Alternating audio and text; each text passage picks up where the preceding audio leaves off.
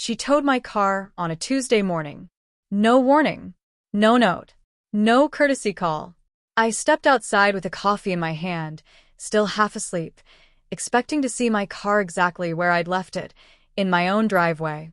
Instead, there was an empty patch of concrete and tire marks that hadn't been there the night before. For a moment, my brain refused to process it. Then the realization hit. It had been towed. I didn't live in an apartment complex. I didn't live on a shared lot. And I definitely wasn't parked illegally. This was my driveway. Deeded. Surveyed. Mine. So I did what anyone would do. I checked for signage. I walked the perimeter. I even pulled up the county parcel map on my phone to make sure I wasn't losing my mind. Everything confirmed what I already knew. There was no legal reason for my car to be gone. That's when I saw her, standing across the street, arms crossed, watching me with the kind of satisfaction that only comes from thinking you've just taught someone a lesson. She wore a neat blazer, oversized sunglasses, and a clipboard tucked under her arm like a badge. Hoa! She didn't walk over. She waited for me to notice her. When I did, she smiled. "Your vehicle was in violation," she said, loud enough for the neighbors to hear. "In violation of what?" I asked.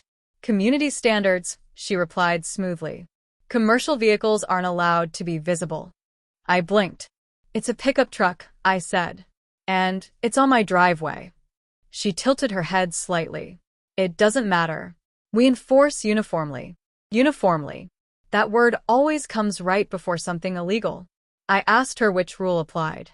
She flipped a page on her clipboard, pretended to read, then said, "Section 12, subsection B." I'd read the bylaws. More than once. Section 12 didn't exist. "You tow my car from my property," I said slowly. "Without notice." She shrugged. "You can retrieve it from the impound yard." That's when I realized this wasn't about rules. It was about control. She thought she could inconvenience me into compliance. That I'd pay the fee, apologize, and quietly accept whatever came next. What she didn't know is that I don't respond well to humiliation, especially when it's dressed up as authority. I called the towing company. They confirmed the order came from the HOA. No police involvement. No citation. Just a phone call and a tow truck. That call cost me $400 and 3 hours of my day. And when I got home, she was still there, waiting. "Next time," she said, smiling again, "you'll follow the rules." That's when I stopped being annoyed. Because annoyance fades. But clarity doesn't. I went inside, sat down at my desk, and pulled up something she hadn't bothered to check. Zoning records. Vehicle classifications. And one very specific exemption tied to my property. See, my driveway wasn't just residential access. It was rated for heavy equipment. Because years ago, I'd worked a job that required storage and transport of something most HOAs never plan for. Something that weighed 20 tons. And unlike my pickup truck, that vehicle was completely legal, permitted, and impossible to tow. She thought she'd made a point. What she'd actually done was give me permission. And I already knew exactly how I was going to use it. I didn't confront her again that day. That would have been pointless. People like her thrive on confrontation, raised voices, flustered explanations, emotional reactions they can later frame as noncompliance. I wasn't going to give her that. Instead, I waited. I paid the towing fee, signed the paperwork, drove my truck home without incident. No scene, no speeches, just patience.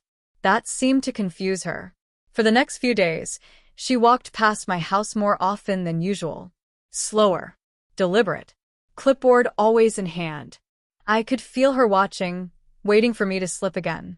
I didn't, because while she was patrolling, I was preparing. The zoning exemption I'd found wasn't obscure. It was specific. My property sat on a reinforced access slab originally poured for industrial equipment. Rated load, well above anything a normal vehicle could stress. And tied to that rating was a permitted use clause. Heavy equipment storage, temporary staging, non-commercial display. All legal, all boring.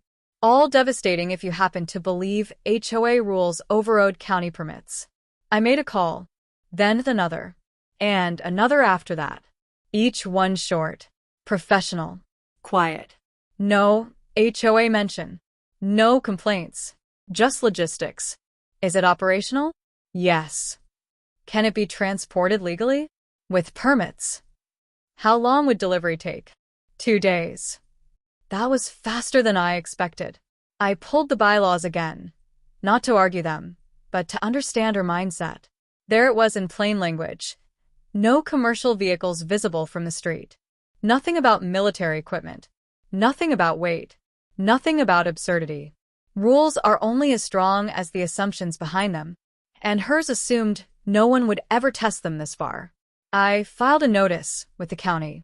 Temporary placement. Non-commercial. Duration unspecified. Approved within hours. The night before delivery, she left a warning notice on my door. Bright orange. Hard to miss. Final notice. Future violations will result in further enforcement. She'd written my name by hand. Underlined it. I almost laughed. Because at that point, enforcement was already on its way, just not the kind she understood. Morning came early. I stood in my driveway as the sun crept over the rooftops, concrete still cool beneath my feet. Everything looked exactly the same as it always had. For now. At 8:17 a.m., the sound arrived before the sight. Low. Heavy. Mechanical. It wasn't loud in the traditional sense, it was deeper than that.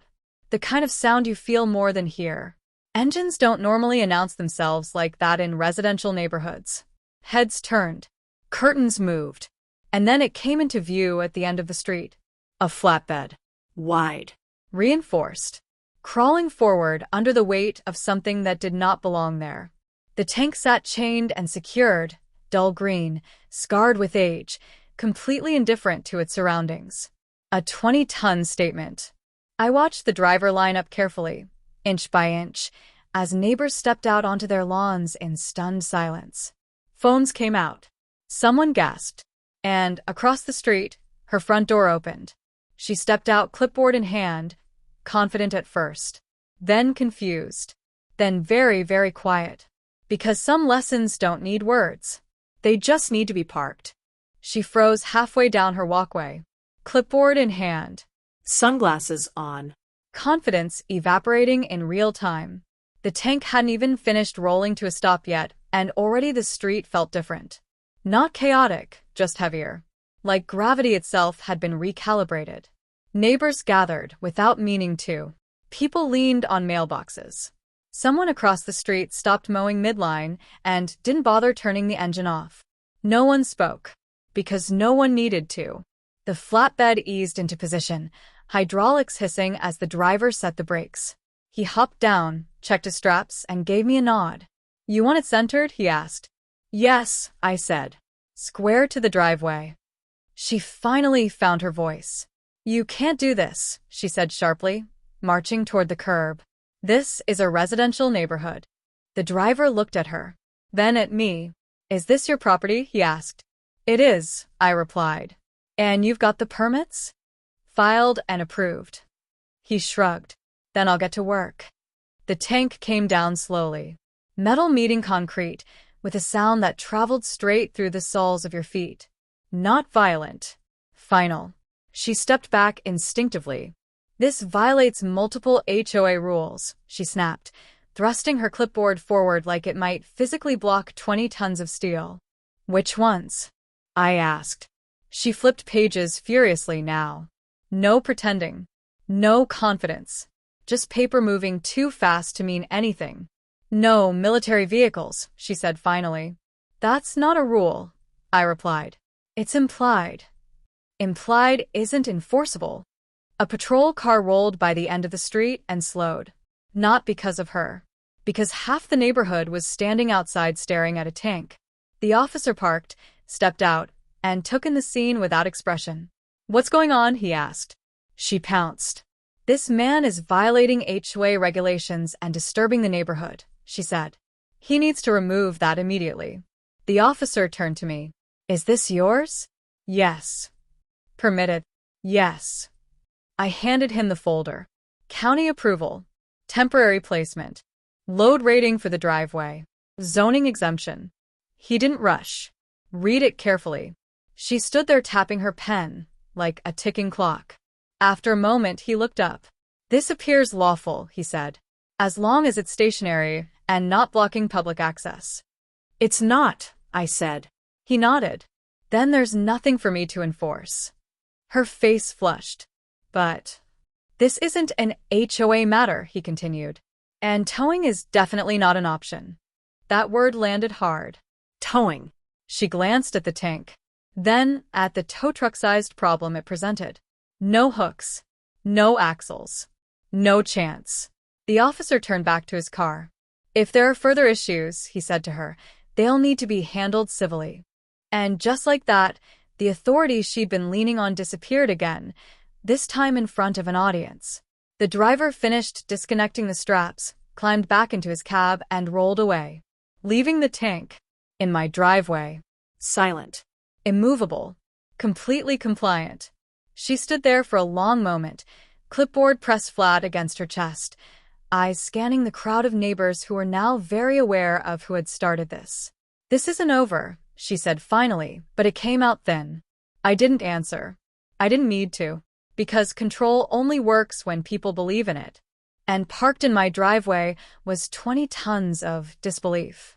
The tank didn't move. That was the first thing everyone noticed. An hour passed. Then 2. Kids were picked up from school. Dogs were walked past my house, slower than usual. Every person who came by glanced at the driveway first, then at the HOA woman's house across the street. She stayed inside. That too was new. By evening, the HOA email blast went out. Subject line: unauthorized vehicle placement, ongoing review. It didn't name me. It didn't mention the tank. It used vague language, hoping ambiguity would do the work authority no longer could. It didn't. Screenshots circulated. Group chats lit up. People compared the email to the police officer's presence earlier that day. Someone posted the county permit. Once facts enter a neighborhood, they spread faster than gossip ever could. The next morning, a different board member showed up. Older. Quieter. No clipboard. He stood at the edge of my driveway, hands folded behind his back, careful not to step onto the concrete. We'd like to talk, he said. About what? I asked. About resolving this situation. I gestured toward the tank. This is resolved. He winced slightly. The towing incident, he said. There may have been a procedural error. A procedural error. That's what illegal towing becomes when lawyers start proofreading. I want my money back, I said. And a written acknowledgement that my property was wrongfully accessed. He nodded without hesitation. That can be arranged. No defensiveness. No threats. Just containment. Because now the HOA wasn't dealing with a rule breaker. They were dealing with exposure. By noon, I had an email from the HOA's legal counsel. Polite. Formal. Carefully worded. They refunded the towing fee. They withdrew the violation notice. They requested, not demanded, that the tank remain stationary and temporary. I agreed. Not because they asked, but because I'd already planned it that way. Later that afternoon, the HOA woman finally came outside. She didn't cross the street. She didn't bring the clipboard. She just stood on her porch, arms crossed, staring at the tank like it had personally insulted her worldview. I met her eyes once. She looked away. That evening, another email went out. This one clearer. We apologize for an enforcement action taken in error. No name. No explanation. But it was enough. Because apologies from HOAs are rare, and they only happen when they have to. The tank stayed 3 days. Long enough for everyone to understand the lesson. Long enough for enforcement patterns to change. After that, I had it removed. Quietly. Professionally. Same flatbed. Same driver. No audience this time. The driveway looked normal again. But the neighborhood didn't. Because once people see authority fail publicly, they don't forget it. They start reading bylaws. They start checking permits. They start asking questions.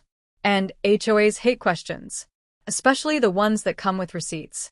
The driveway felt strangely empty after the tank was gone.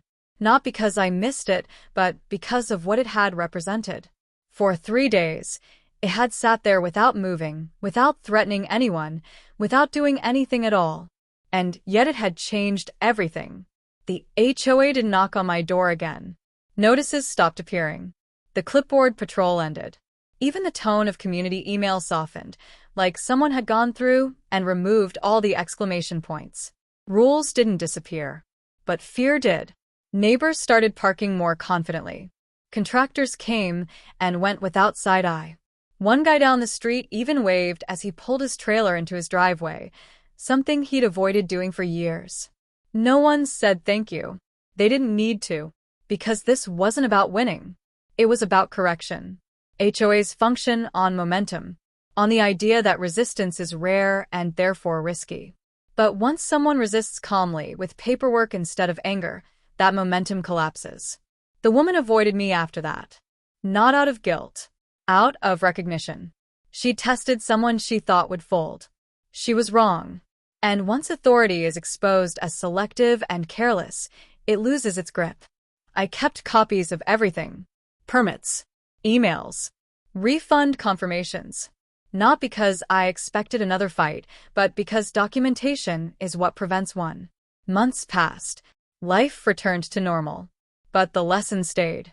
Power isn't volume. Authority isn't confidence. And rules don't exist just because someone says they do. The tank was absurd. That was the point. It forced a question no one had asked before. If this is allowed, what else have we been accepting without checking? HOAs don't collapse when challenged loudly. They collapse when challenged correctly. I never parked the tank again. I didn't need to, because after that week, my driveway stayed mine without argument. And she never towed another car. Not on my street. Not on anyone else's.